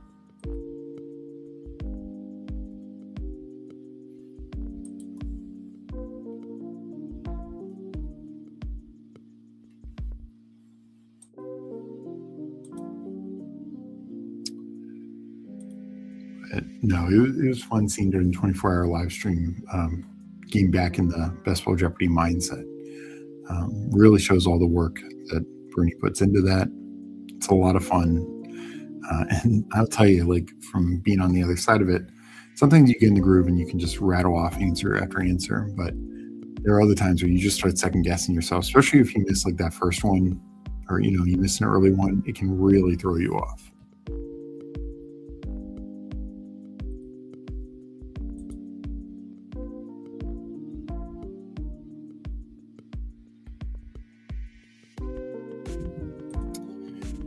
Feels like Pat has to be minus 120 just because he has been there before. It's a whole new world being in it in that timer. Yeah. I definitely agree.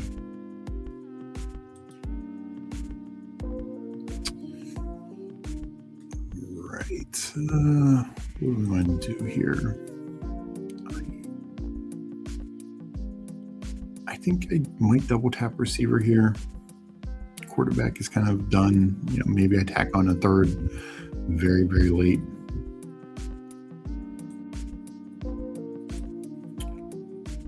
But, after Aaron Rodgers, there's just no more like true viable full-time quarterbacks.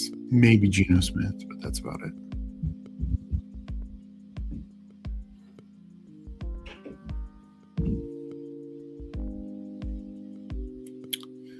So UC Jaguars at 242, 2452, JT at 3442.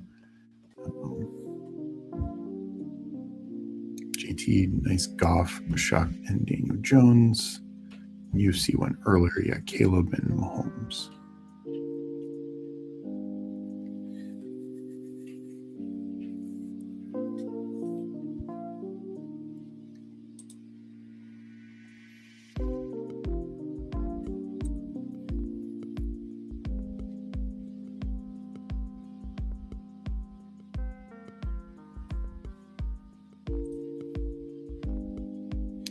I don't know what to make on Mendoza at this range. I wish he won a little later. And Jacoby Brissett, I'm just having a real tough time clicking him, giving him like holding out essentially.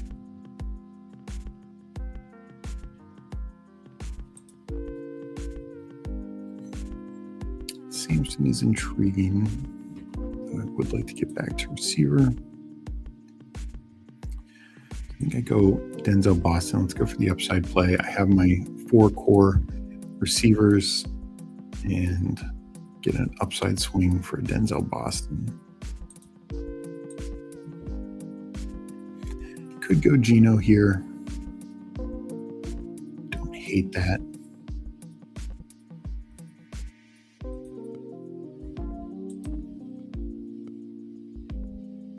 and he's gone. So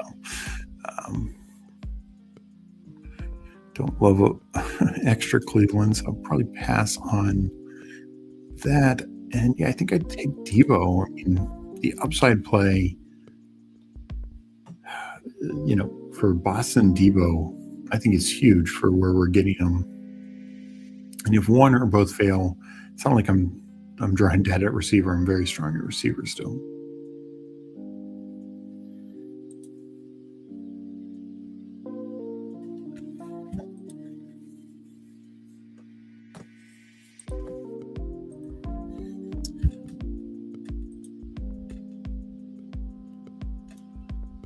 All right, coming up here, we have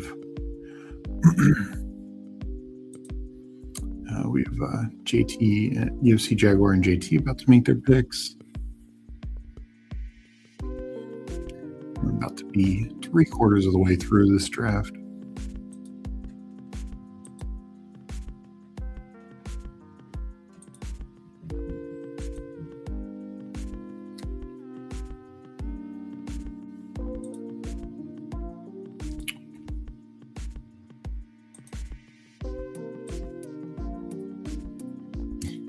If Debo and or Diggs fail, then I will be in financial ruin. Yeah, I'll be kind of right there with you. I take them down the board, and I'll take them up the board, when they sign and go somewhere. So hopefully they A, get good landing spots, and B, can stay relatively healthy and productive.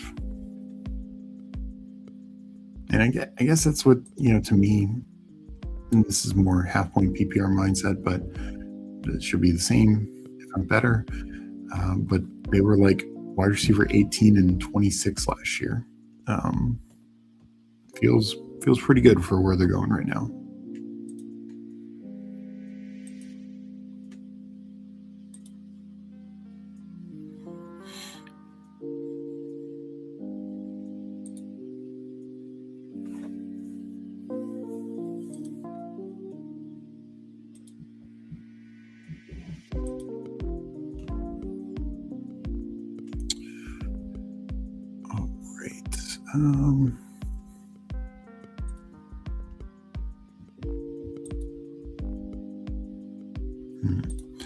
What do I want to do with these two picks?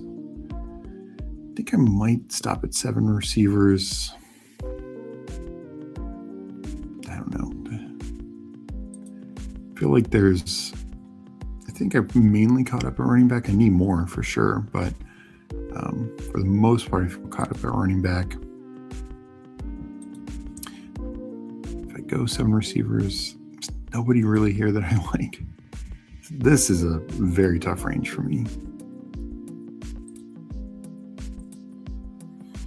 Maybe I do take a third tight end, Barner and Helm. Then it's a tier break. Quarterback, I don't need to take Tua here.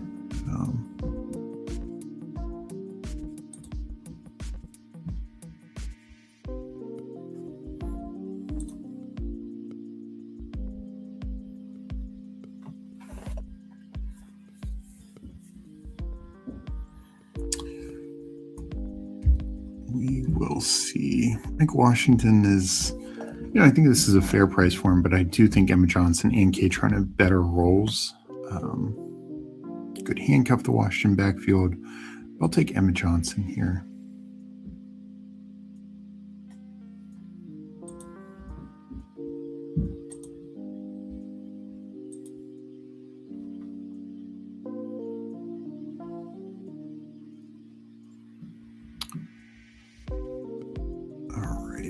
I think I might just finish up receiver.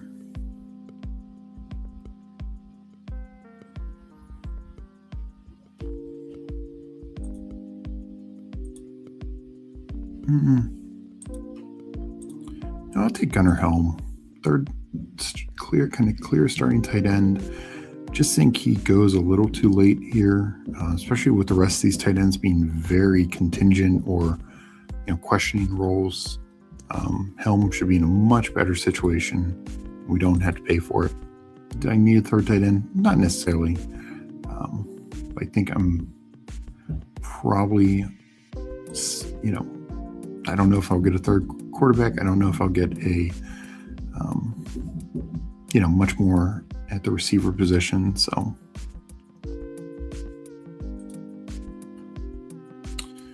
didn't feel like I needed to force anything else.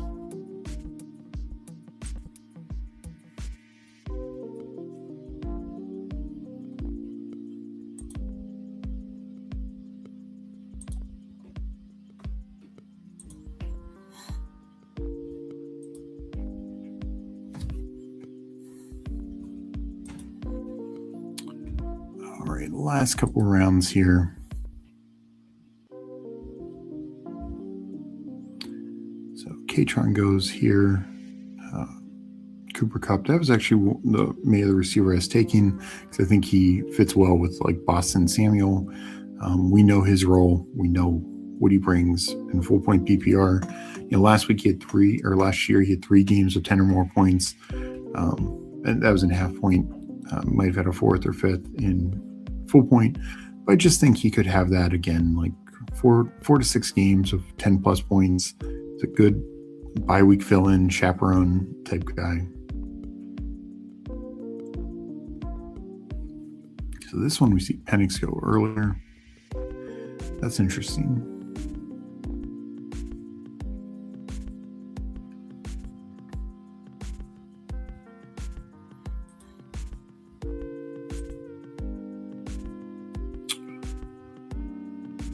All right.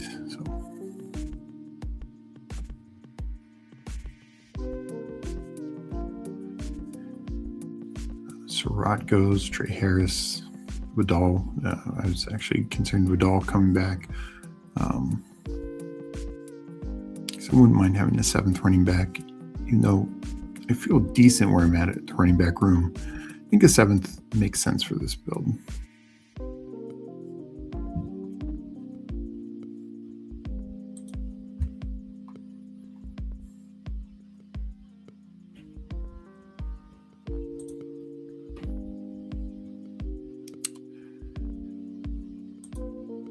Running back. I'm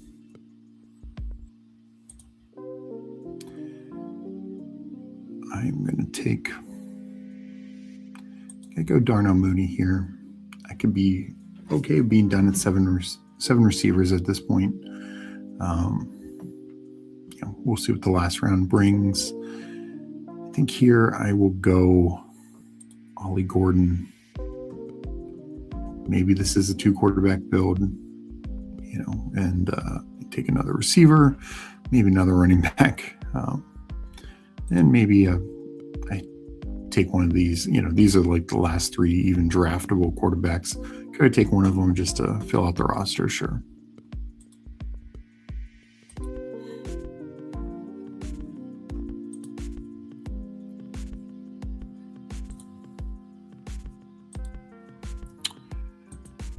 All right, let me go back to the board.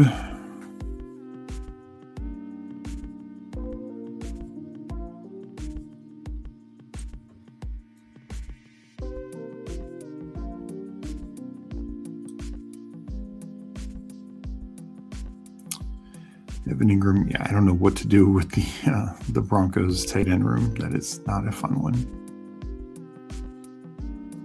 Not really taking Xavier Thomas, but I get it. He got much better draft capital than anyone expected. The Bears wide receiver 3 feels pretty open right now.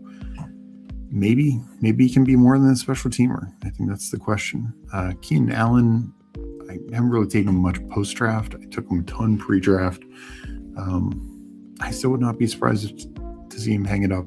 I think if he was 100% done, it would have already been done. So it leads me to believe that maybe he's going somewhere. I've said it before. There's been a lot of talk about the Rams winning a, 3rd receiver and a veteran. Many people thought they were looking for a deep threat guy. Nobody out there really fits that bill. I don't consider Tyreek Hill, given what he's coming off of. Keenan Allen would make a ton of sense there. Obviously doesn't need to leave the building and leave the area, which he is, big fan of California apparently. So I could see Keenan Allen go to from the Chargers to the Rams.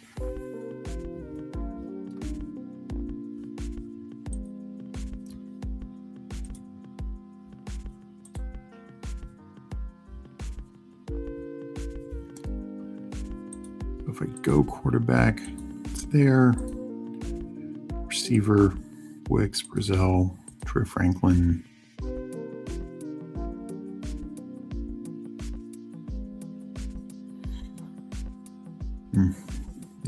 Not a ton out there. Brennan Thompson. Don't think I'm adding an 8th running back.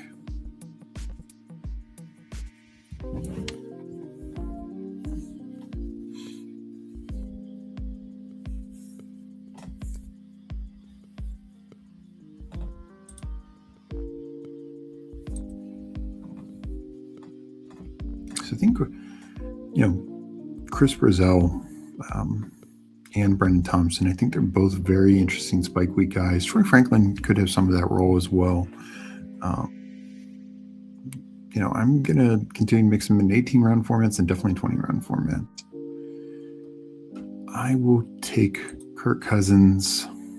Maybe he gets through Jaden Daniels by just gives me another early option.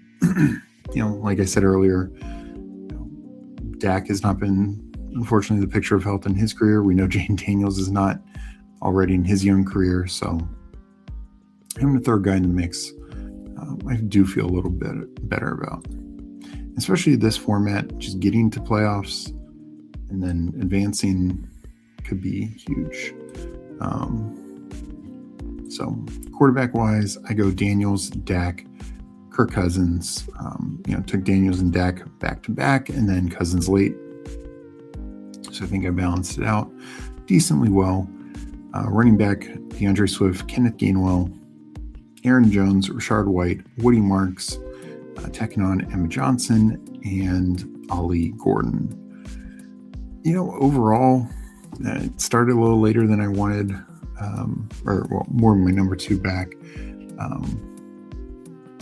But I do think Gainwell has a path for a bigger role. Some of these other guys have at least solid number 2 paths. I think this is a, quote unquote DraftKings running back room. Swift, who can do it all, but definitely pass catching. Gainwell, same. Aaron Jones, same. Rashard White, Woody Marks. These guys are catching the ball. That's how they're going to get there. Aaron Johnson, probably the same as well. So Ollie Gordon, the one non-pass catcher. So, if these guys just end up with a larger receiving role, they can continue to rotate in and give me enough usable weeks. So that's the hope here. Obviously hoping these top 4 receivers, especially with them having different buys, can just rotate through, handle the flex for the most part, and definitely give me 3 strong receiver scores every single week. Kelsey is my number 1 tight end, and Brenton Strange. I did tack on Helm at the end. After my top 4 receivers, Boston, Samuel, big upside swings, and then Adarno Mooney, bit of an upside swing as well, but I think ends up being a solid floor guy in his own right. So, different build, but I was happy with it. And we will look at both JT and UFC Jaguar. So UFC 3593, quarterbacks Caleb Mahomes and Mendoza. I think that's very good. As I said, Mendoza, I know he got him like a 10 pick fall or something like that. I think that's good. And Caleb and Mahomes can be your guys, and if you get something from Mendoza, that can just be the cherry on top sort of pick. Running back JT, Derrick Henry, very strong 1-2 punch. Tony Pollard add to the mix, Chris Rodriguez, and Ray Davis as the 5th back. Yeah, I can see totally why going only 5 there. JT, Henry can be to the top 5-6 backs, even in full point PPR. Henry has that kind of upside. So I like that. Receivers, Rashee Rice, just have to dodge that situation. Tedder McMillan, Roma Dunze as your top three, and then you're throwing volume at it with QJ, Travis Hunter, Jalen Naylor, Elijah Surratt, Xavier Thomas, and Jack Besh. So a lot of young guys here getting hopefully some upside play. Also some correlation with like Besh and Naylor with Mendoza. And, another Bears receiver with Caleb to go along with the Dunze. So I get that. Overall, I think you're mainly relying on like your top 3-4 receivers, and then just hoping to get enough like usable weeks from the rest of the group. And, that there's nothing wrong with that. Like there's some big upside swings here. I do think, Naylor and Hunter are both very intriguing also for their relative ADPs. Tight end wise, you went 3, Goddard, Sadiq, and Njoku. So yeah, I mean, Goddard, you feel pretty good about. Sadiq, rookie upside swing. Njoku, kind of the opposite, a veteran upside swing, just with him landing on a good passing offense. By far the best quarterback play he's ever going to have had throwing the ball to him. So, I think this is running back room is pretty stable, and quarterback as well, but it's kind of a boom bust type thing. With the taking the Rasheed Rice bet, taking some guys like a Sadiq, Hunter, who don't have the most defined roles right now, Njoku being another one. But boy, if you're right on them, that could end up being a really, really strong team. And then JT was in here as well. He goes 3.593 as well. Quarterbacks, he waited a little bit to Goff and then Shuck and Daniel Jones. But still 3 clear starters and kind of a mix, like Goff's a big time passing guy, Shuck can help a little bit on the ground, and then Daniel Jones probably not running a lot anymore, or at least this year, but just part of a good offense. So taking the discount there. Running back Chase Brown, Javonte Williams, Cam Scatteraboo, J.K. Dobbins, and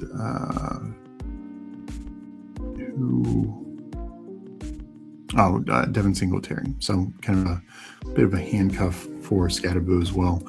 I think the top 4 are very strong. Singletary, I don't know, how much usability is there, but if Scatteraboo were to go down, Singletary would probably pick up a role for sure. He definitely did last year.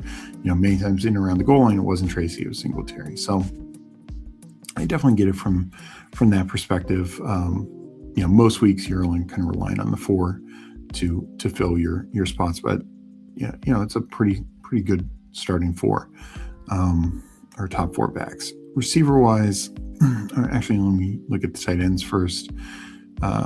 Tucker Kraft, and then adding Mark Andrews and Juwan Johnson. And Johnson stacked up as well.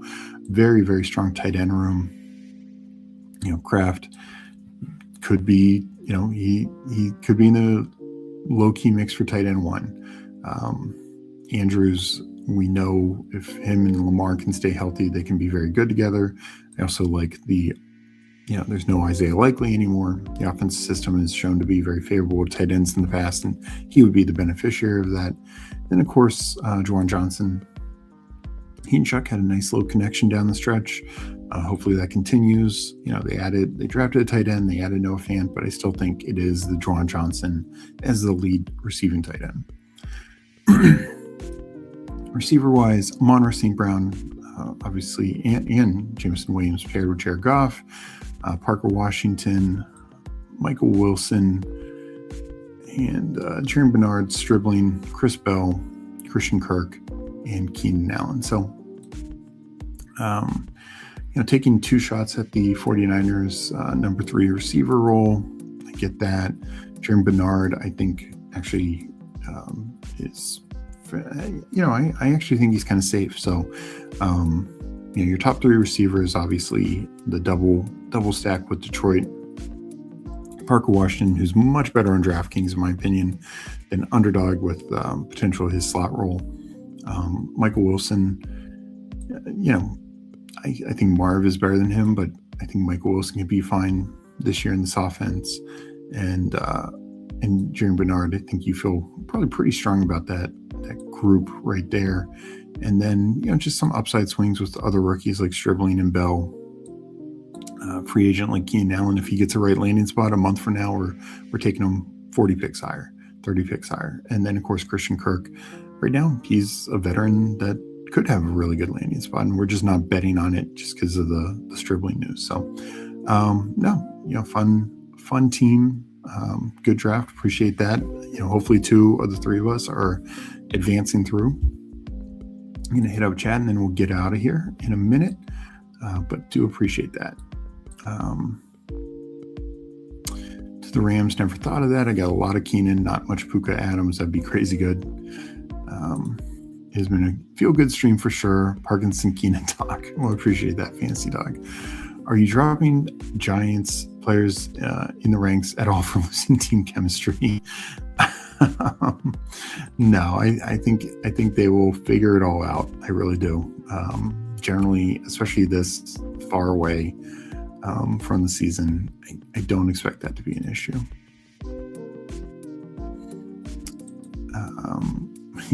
Always love Hartman. Your Debo Diggs talk. If you need to borrow a couple bucks to get by, don't ask me. I'm broke now. Thank you guys so much for drafting, jumping in chat, everything. We'll be back tomorrow, back in the underdog streets, and of course, sibling showdown later this week. Mega's friends with Best Ball, Best Ball Jeopardy tomorrow also. Really, really big shout out to everyone for joining and being part of this journey. Always appreciate it. And I want to keep doing some DraftKings content as well. So hope you guys enjoyed this. I will catch you next time. Peace. Fanspeak, where the plan runs deep. The team grind hard, don't eat, don't sleep. From best ball dreams to DFS streaks, they help you print money every single week. Fanspeak, no cap, no gimmicks, we breaking limits. NFL bets, yeah, we live this business. Megan Steve, that OG vision. Draft room killers on a lifelong mission. More stress to the Sunday spread. Fanspeak's that voice that's inside your head. Best ball, DFS, NFL bets, they built it brick by brick, no regrets. Fanspeak team, printing money since day one. Fanspeak, forever.